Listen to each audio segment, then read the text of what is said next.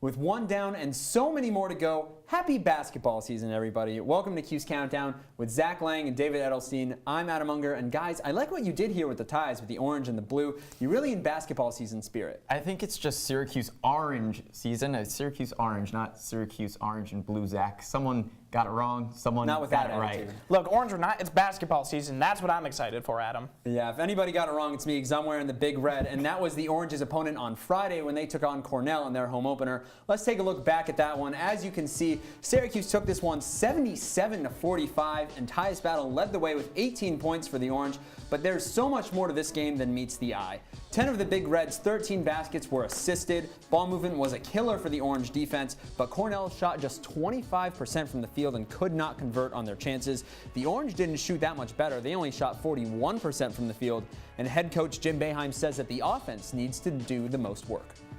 Defensively, we did a good job. I thought the whole 40 minutes we were keyed in on what we had to do on defense. Our offense is sputtering a little bit, and it will sputter. We missed some shots that we can make and will make.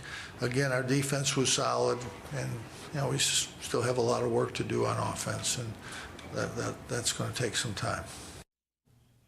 So clearly Jim Boeheim thinks the offense needs the most work, but Zach, who or what needs the most improvement going into Iona on Tuesday? See, Adam, I'm with Jim Boeheim. It's definitely the offense, but it's who on the offense, and that's got to be Gino Thorpe for me. The grad transfer from USF did not perform well in that game against Cornell. Just 4 of 13 from the field, and after last year leading USF in points per game and assists per game, if you're shooting 4 of 13, you're not doing well for the Orange, and you're not really giving Jim Boeheim a whole lot of reasons to put him in the starting lineup or even give him more minutes. See, I don't think it's just one player, though. I do agree with you and Jim Boeheim that it's the offense that needs to get better. They need to be making more shots, raise that shooting percentage. The thing is that it's a brand new team. You've got a lot of young guys on this team. It's also the start of new season, just game 1 at this point. You've got new guys like Marek Dolezaj. You have O'Shea Brissett. You also have Barama Sidibe. These guys are new. They're starting to work together. They're going to have to learn what it's like to play on a Division I college basketball team and make their shots, but that will come with time. They did do better throughout the game as it went on, and hopefully with practice and with more games throughout the season, they'll also get there as well.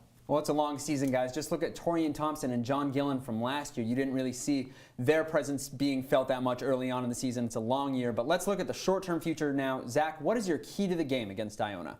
Adam, my key to the game has got to be that Syracuse has to protect the rim.